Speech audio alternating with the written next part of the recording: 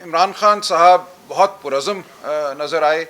ان کے ذہن میں کچھ خیالات ہیں، پاکستان کے مستقبل کے حوالے سے کچھ فکر بھی ہے، اور ان خیالات اور ان افکار کا انہوں نے ہم سے تقاضا کیا کہ ہم عوام کے ساتھ، آپ کے ساتھ ان کو شیئر کریں، آپ تک یہ بات پہنچائیں.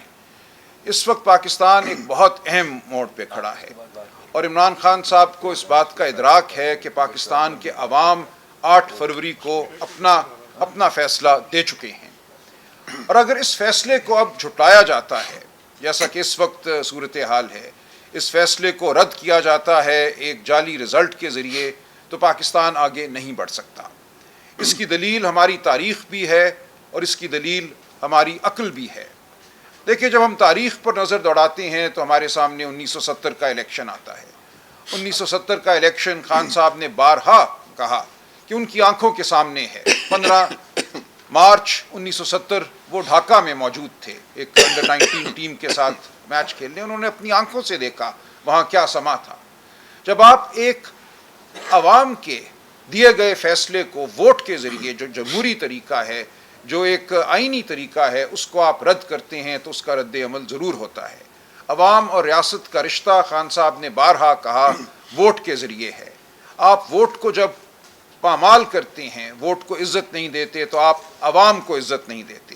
اور جب آپ عوام کو دھتکارتے ہیں تو آپ نہیں یہ مفروضہ قائم کر سکتے کہ معیشت ترقی کرے گی، ملک جو ہے مستحکم رہے گا. یہی کچھ 1970 میں ہم نے بھگتا.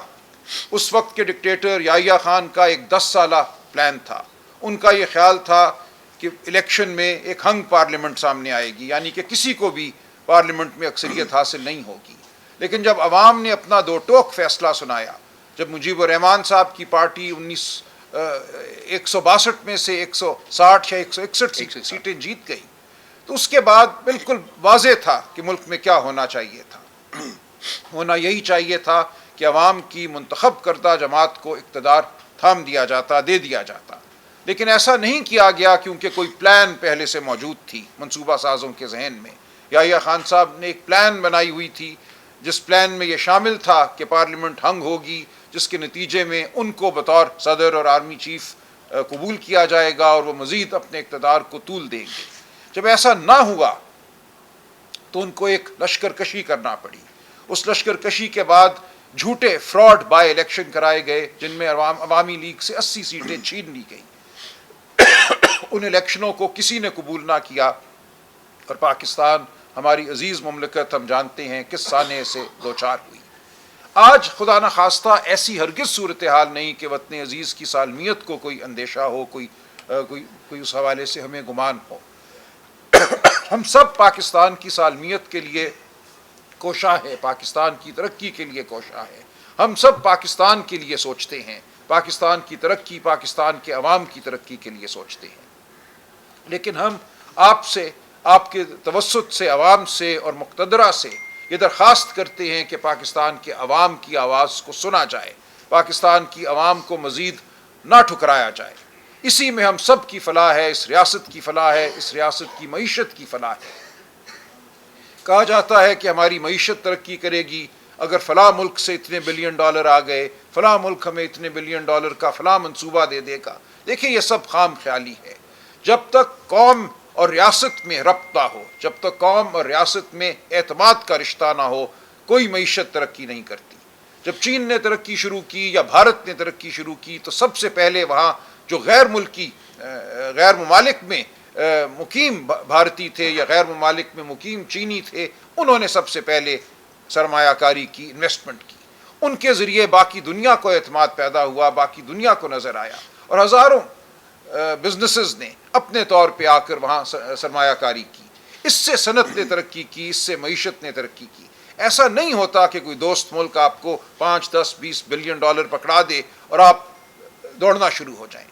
سی پیک کے تحت ہمارے ملک میں 60 بلین ڈالر تو آ چکا 2015 اور 2020 کے درمیان. کیا ہمیں اس کا فرق نظر آیا اپنی معیشت پر؟ فرق اس لیے نظر نہیں آتا کہ اس وقت قوم اور ریاست کے درمیان ایک خلا پیدا کر دی گئی ہے.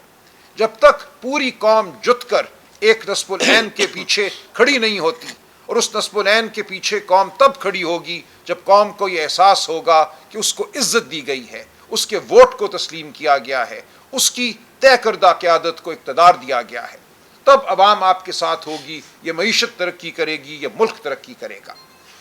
خان صاحب نے بار بار یہ کہا کہ آپ کو حمود الرحمان کمیشن رپورٹ یاد دلاؤں کہ حمود الرحمان کمیشن رپورٹ میں کیا کچھ لکھا ہے۔ پاکستان کے ہر شخص کو، ہر شہری کو میں سمجھتا ہوں وہ رپورٹ پڑھنی چاہیے۔ عمران خان صاحب کا بھی یہ تقاضا ہے۔ ہمیں تاریخ سے سیکھنا ہے، جو غلطیاں ہم کر چکے 1970 میں، 1971 میں، ان غلطیوں کو ہمیں نہیں دہرانا۔